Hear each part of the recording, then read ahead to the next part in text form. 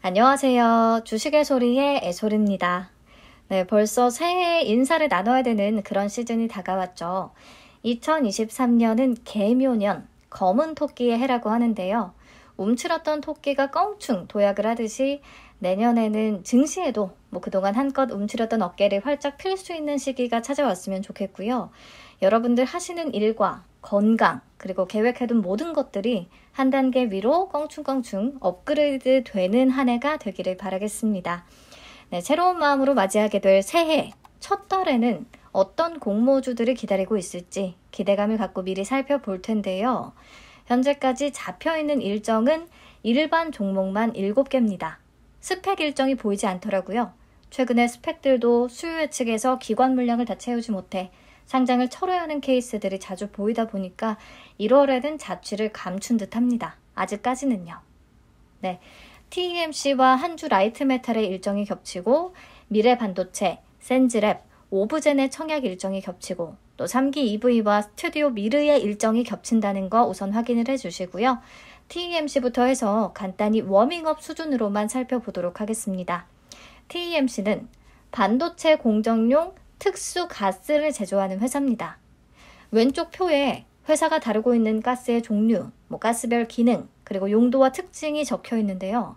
간단히만 얘기를 하자면 크게 희귀가스와 특수가스로 나뉘고요. 반도체 식각, 이온 주입 공정에 투입되는 제논, 크립톤이라는 희귀가스와 반도체 노광 공정에 들어가는 빛을 쪼이는 공정에 들어가는 엑시머 레이저라는 희귀가스를 제조합니다. 그 밖에 반도체 식각 공정에 쓰이는 다양한 특수가스들도 제조하고 있어요. 이 희귀가스는 특수가스 중에서도 또 지구상에 극소량만 존재하기 때문에 양산 자체가 매우 어려운, 만들어내는 것 자체가 매우 어려운 희소성이 높은 산업용 가스를 얘기합니다. 그렇다 보니까요, 우리나라도 이런 희귀가스와 특수가스를 대부분 수입에 의존하고 있었는데요. TEMC가 국산화에 성공했다는 부분에서 의미가 조금 있다고 생각을 하고요. 이 특수가스 제조와 관련된 기술을 모두 내재화시키면서 국내에서 특수가스의 진정한 국산화가 가능한 유일한 기업으로 TEMC가 꼽히고 있습니다. 그리고 보니까 국내 굴지의 대기업들이 TEMC에 투자를 단행했더라고요. 포스코는 단독으로 500억 원이나 투자를 해서 네온가스 국산화 설비를 구축하기 위한 협력을 맺었습니다. 제철소 용광로에서는 부산물로 부생가스가 발생하게 되는데요. 이 부생가스를 반도체 공정에서 사용되는 특수가스로 재활용할 수 있게끔 하는 그 설비를 구축했다는 거죠. 이로써 포스코는 ESG 경영, 자연을 조금 중시하는 그런 경영을 실천할 수 있게 되는 거고요. TEMC는 이 설비를 통해서 네온가스를 국산화해서 생산을 할 수 있게 되는 거고요. 네. 그리고 삼성전자는 삼성벤처투자가 조성한 SVIC 25호 신기술 사업 투자조합 펀드의 99% 자금을 출자하면서 TEMC에 투자한 것으로 파악이 되고 있습니다. 뿐만 아니라 설립 1년 만에 SK하이닉스의 정식 협력사로도 등록이 됐어요. 그래서 삼성전자, SK하이닉스, 포스코가 찜한 회사다라는 말이 나오는데요. 아무래도 여러 외부 리스크들로 인해서 공급망의 위협을 느낀 기업들이 국산화를 계속해서 추진하려고 한다면 TEMC는 더 힘을 받을 수 있을 것으로 생각이 되기는 합니다. 네, 실적. 최근 3개년 동안 매출액, 영업이익, 당기순이익 모두 꾸준히 상승했다는 것을 확인할 수가 있는데요. 특히 올해 3분기까지의 누적 매출과 영업이익, 당기순이익은 모두 작년 한 해 동안의 실적을 이미 뛰어넘었습니다. 희귀가스 수출량이 급격하게 증가한 덕분이에요. 올해 3분기까지 누적 희귀가스 수출액이 작년 전체 수출액의 10배를 넘었거든요. 우크라이나 사태로 인해서 이 지역에서 수입에 의존했던 네온가스의 공급 부족이 심화됐고 TEMC가 포스코와 함께 구축한 네온가스 설비가 가동이 되면서 수출이 좀 늘어나지 않았을까 생각을 합니다. 구체적인 이유가 증권신고서에 쓰여 있으면 좋을 텐데 그렇지는 않아서 제 추측일 뿐이긴 해요. 아무튼 이 희귀가스 수출량 급증이 일회성일지 앞으로 꾸준히 이런 흐름이 이어질 수 있을지는 조금 더 체크를 해봐야 될 것 같습니다. 네, 아무튼 실적 추이는 좋았고요. 공모가 산정 시에 올해 3분기 기준 연환산 순이익을 적용했습니다. 기술 특례 상장이지만 이익을 안정적으로 실현하고 있기에 이렇게 최근 실적을 활용을 했고요. 그렇게 계산된 주당 평가 가액에 할인율 32.38%에서 19.70%를 적용합니다. 할인율은 아주 낮지도 그렇다고 높지도 않은 좀 아쉬운 정도라고 할 수가 있겠네요. 그래서 공모가가 적정한 건지 조금 아리송하더라고요. 유사 기업들과 밸류에이션 비교를 해봤습니다. 다 동일하게 3분기 연한산 순이익을 기준으로 계산을 했고요. 그러면 워닝 머트리얼즈, ENF 테크놀로지보다는 높고 나머지 기업들보다는 낮은 수준으로 계산이 돼요. 이 중에 반도체 특수가스 주요 경쟁 업체는 워닝 머트리얼즈입니다. 워닝 머트리얼즈하고만 비교한다면 이미 고평가로 보이긴 하네요. 네, 우선 넘어가서 공모 개요 보겠습니다. 신주 모집 100%로 진행되고요. 공모가 희망 밴드는 32,000원에서 38,000원 되겠습니다. 그래서 공모 규모가 작지 않아요. 상단 기준 836억 원이나 되고요. 시가총액도 상단 기준으로 4,201억 원에 달합니다. 덩치가 있는 종목이고요. 유통 가능 물량은 34.01%, 기존 주주 비율 14.82%가 존재합니다. 그래서 유통 가능 금액도 상단 기준으로 1,429억 원, 규모 면에서 다소 부담을 느낄 수밖에 없는 조건이다 보시면 되겠네요. 네, 다음 종목 한주 라이트 메탈 보겠습니다. 12월에 진행을 하려다가 1월로 미뤄진 공모주였죠. 알루미늄 주조 기술을 기반으로 자동차 초경량 부품과 해양 선박 부품을 생산하는 회사입니다. 근데 매출 비중을 보면 자동차 경량화 부품 쪽에서 88% 정도가 나오더라고요. 자동차를 가볍게 만드는 데 필요한 부품을 만드는 회사다라고 봐도 무방할 것 같아요. 전기차와 내연기관차 모두에 쓰이는 너클 캐리어, 서브 프레임 등이 주요 제품이고요. 내연차가 전기차나 수소차로 바뀌고 있는 트렌드에서 어려움을 겪게 되는 부품 회사들이 굉장히 많은데 한주 라이트 메탈은 전기차와 내연기관 자동차 모두에 적용될 수 있는 부품을 다룬다고 하니까 그 부분은 다행인 것 같아요. 한주 라이트 메탈의 부품들은 거의 다 현대차에 적용이 되고 있습니다. 근데 또 보니까 작정하고 만드는 그 전기차 부품들, 배터리 케이스나 모터 하우징의 매출 비중은 아직 10% 미만, 낮은 편이더라고요. 이쪽을 좀 더 높여야 밸류를 높게 받을 수가 있을 것 같아요. 네, 그래도 현대차와 르노코리아뿐 아니라 닛산, 포드, GM 등 세계적인 기업들과도 거래를 유지하고 있고요. 22년 3분기 기준 수출 비중 57.7%에 달하고 있습니다. 네, 실적을 보시면 꾸준히 안정적으로 수익은 시현하고 있다는 것을 확인할 수가 있는데 매출 볼륨이 확실히 커진다거나 매출액 대비해서 이익률이 좀 높다거나 그런 상황은 아니더라고요. 우선은 넘어가서 공모가 어떻게 산정했는지 보시죠. 비교 기업 평균 퍼는 20.56배로 계산이 됐는데요. 보면 올해 상장한 세아 메카닉스가 보입니다. 한주 라이트 메탈처럼 알루미늄 주조 기술을 토대로 전기차와 수소차 부품을 만드는 회사였죠. 세아 메카닉스는 전기차 부품 비중이 꽤 높았습니다. 그리고 옆에 유니크는 수소 관련주로서 자주 언급되고 자주 급등이 나오는 종목이고요. 이 두 종목의 퍼가 30배 이상이라서 평균 퍼를 좀 높인 경향이 있어 보이기는 합니다. 네, 3분기 연한산 순이익에 퍼 20.56배를 적용해서 주당 평가가액을 도출했고요. 할인율 40.95%에서 32.20%를 적용합니다. 상단 기준으로 30% 이상이면 높은 편이기는 한 거죠. 유사 기업들과 밸류에이션 비교를 해보니까요. 공모가 상단을 기준으로 한다면 세아 메카닉스나 유니크를 제외한 부품 업체들에 비해서는 이미 저렴한 수준은 아닌 것으로 보여요. 근데 공모가 밴드가 2,700원에서 3,100원이잖아요. 거의 지금 T3 엔터급으로 저렴한 가격 수준이 나와줬기 때문에 수급 붙기에 좋은 종목이 될 수는 있겠습니다. 자, 공모 개요 보시죠. 구주 매출이 35%나 됩니다.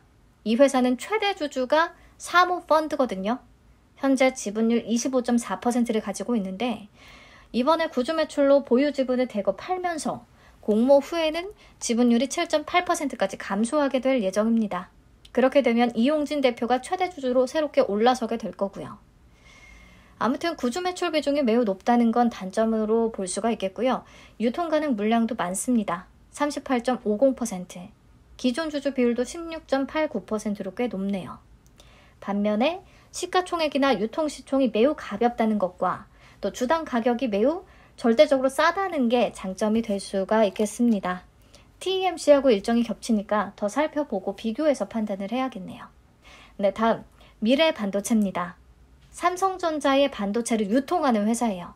이런 유통사들은 대형 반도체 제조사로부터 제품을 공급받아서 일정 마진을 확보한 뒤에 IT 제조업체나 협력사에 판매하는 방식으로 수익을 내게 됩니다.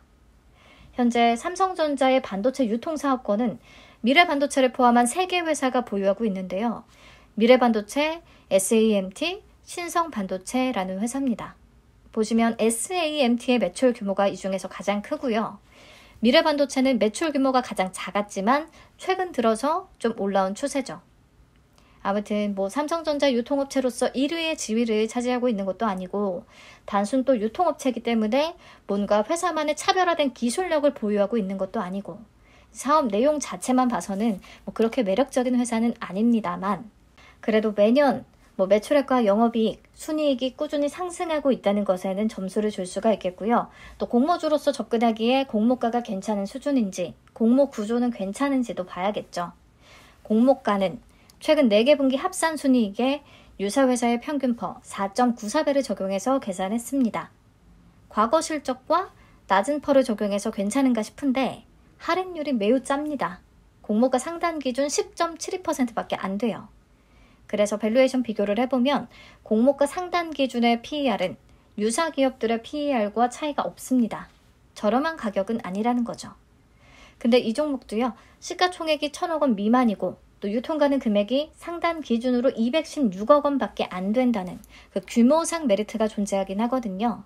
만약에 공모가가 하단이나 밑으로 결정된다면 좀 생각을 해봐야겠네요. 다음, 센즈랩입니다.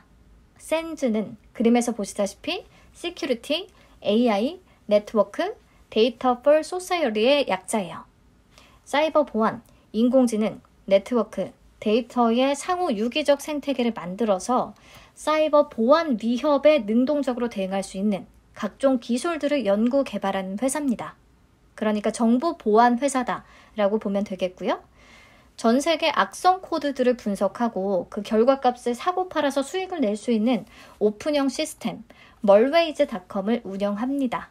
예를 들어서 어떤 기업이 데이터 분석을 의뢰하게 되면 빅데이터를 기반으로 악성 코드 등을 분석해서 결과를 제공해 주는데요.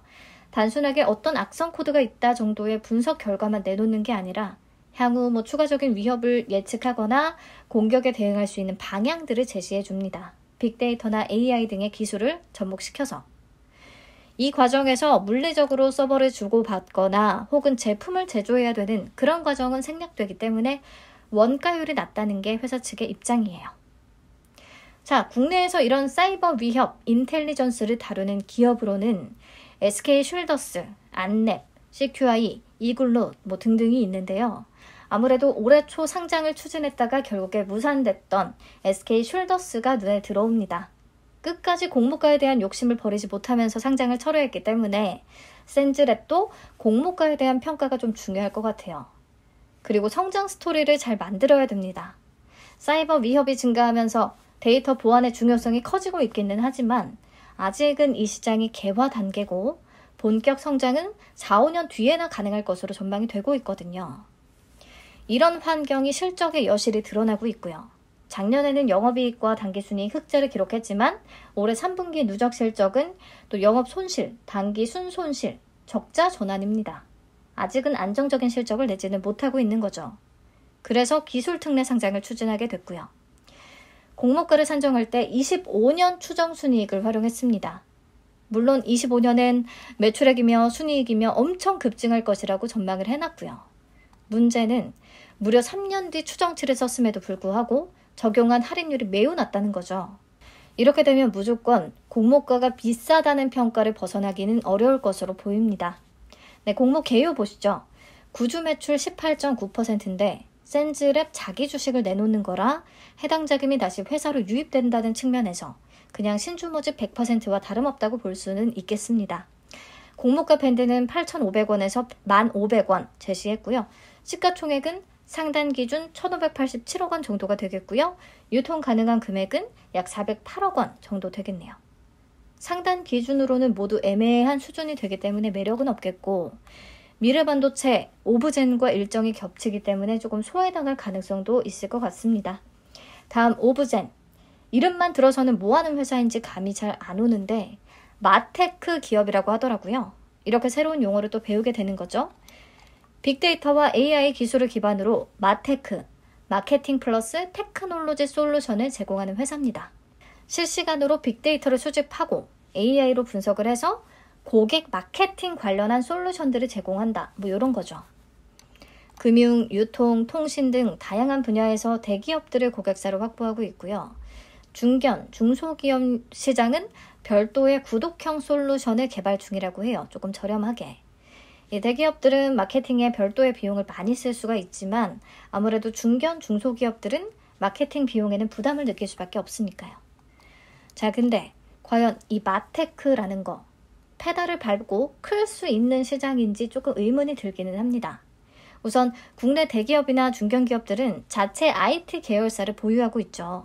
그래서 따로 외부 업체에 마케팅 솔루션 소프트웨어를 맡기기보다는 IT 계열사를 통해서 자체 개발하는 경우가 많습니다.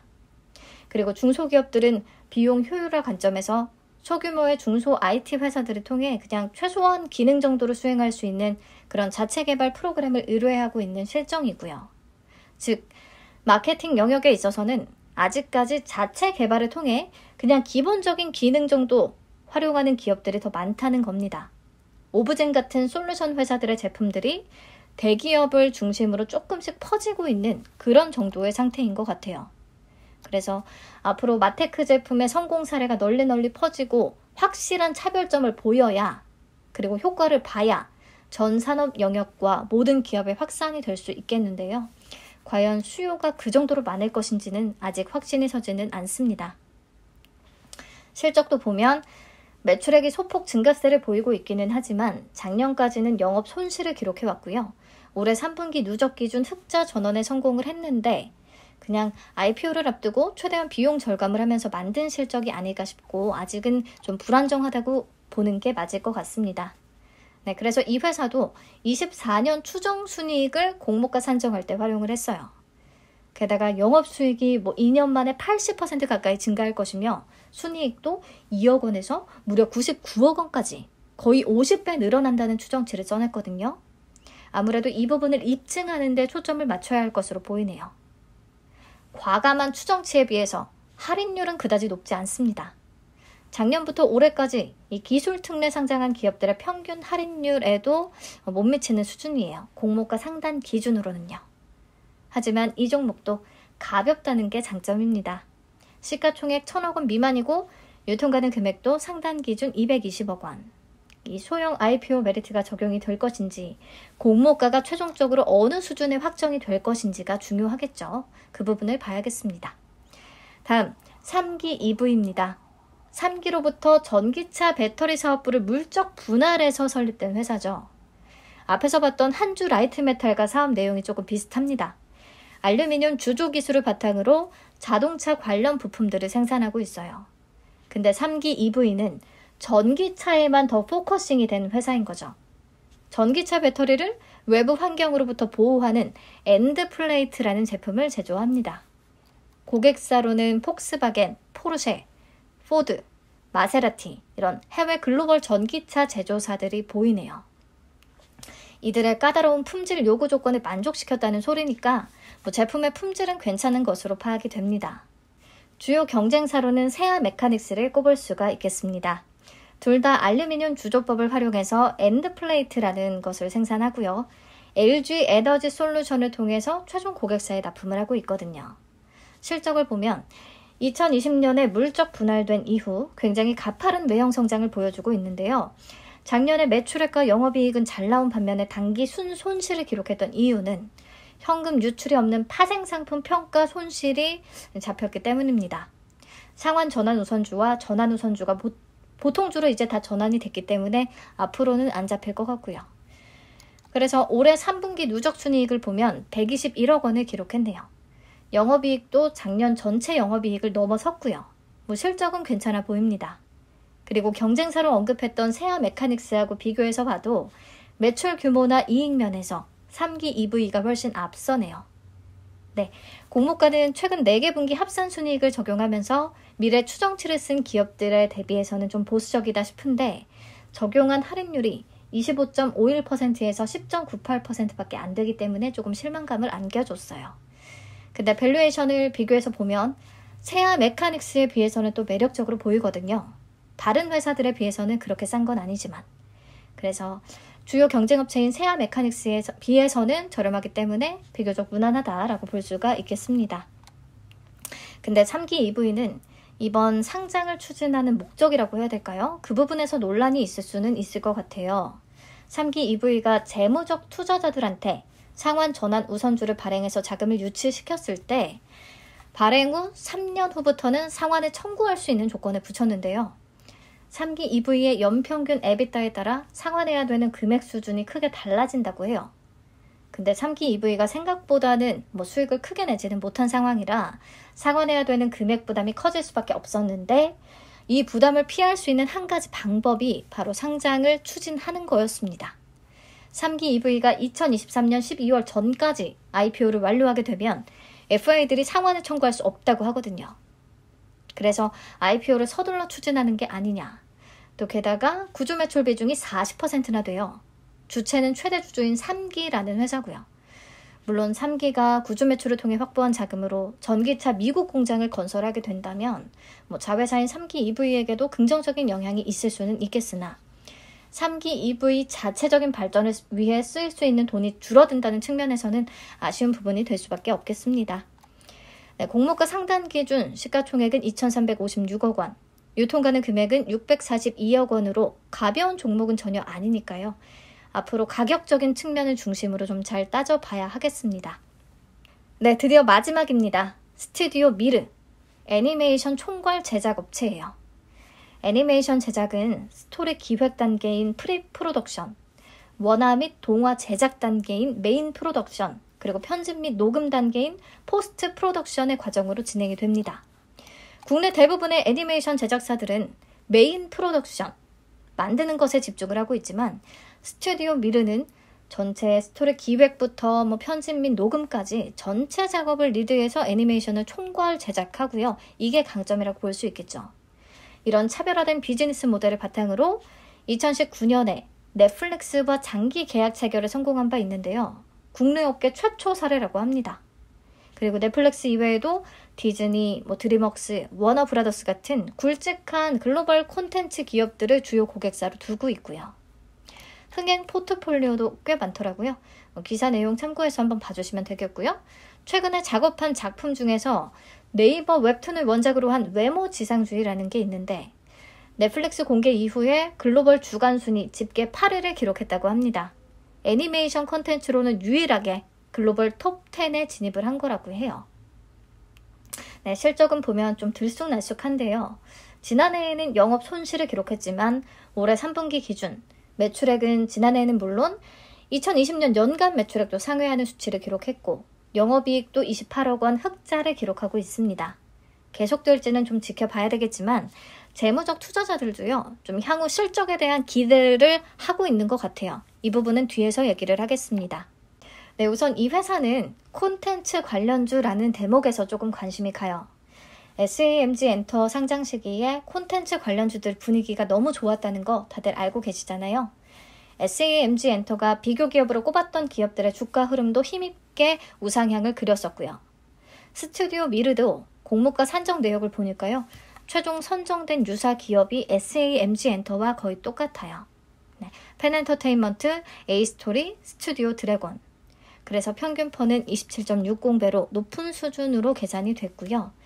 2024년 추정 순이익을 활용했습니다. 적용한 할인율은 딱 평균 정도가 되겠고요. 미래 추정치를 썼기 때문에 공모가가 적정한 수준이냐 아니냐를 논의하기는 좀 어렵겠지만 이런 부분도 참고적으로 볼 수는 있을 것 같아요. 재무적 투자자들이 상환 전환 우선주를 전부 보통주로 전환하면서 엑시트할 준비를 마치긴 했는데 이들의 투자 단가가 16,250원에서 19,118원 수준입니다. 공모가 밴드는 15,300원에서 19,500원 제시됐거든요. 만약 공모가 하단에 결정이 된다면 FI들도 모두 손해를 보게 되는 가격대가 되는 거죠. 상단에 결정되더라도 괴리율이 20% 높지 않은 수준이겠고요.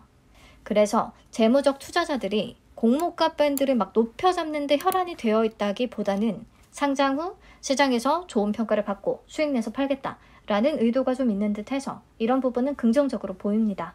만약 공모가가 밴드 하단 쪽에 결정이 된다면 진짜 해볼만 하겠네요. 네, 스튜디오 미르는 구주 매출 20%가 있습니다. 유재명 대표이사가 이번 공모를 통해서 좀 돈을 좀 벌겠네요. 최대 주주의 구주 매출은 그다지 좋아 보이지는 않습니다. 이 종목도 비교적 가벼운 편에 속해요. 유통가는 금액이 상단 기준 200억 원대니까요. 콘텐츠주에 대한 힘은 아직 다 소진되지 않고 남아있다고 보기 때문에 그런 여파 속에서 공모가가 좀 저렴하게 잡힌다면 정말 기대해 볼 만한 종목이 되지 않을까 싶습니다. 네, 그럼 한 장으로 정리해 보겠습니다. 내용은 앞에서 다 얘기했기 때문에 반복하지는 않을게요. 조금 좋은 조건들은 노란색으로 음영을 칠해뒀고요. 이번에도 사실 모든 조건이 마음에 쏙 들고 눈에 확 들어오는 종목이 보이지는 않았기 때문에 수요 예측 결과까지 본 뒤에 최종적인 메리트는 따져봐야 될 것 같고요.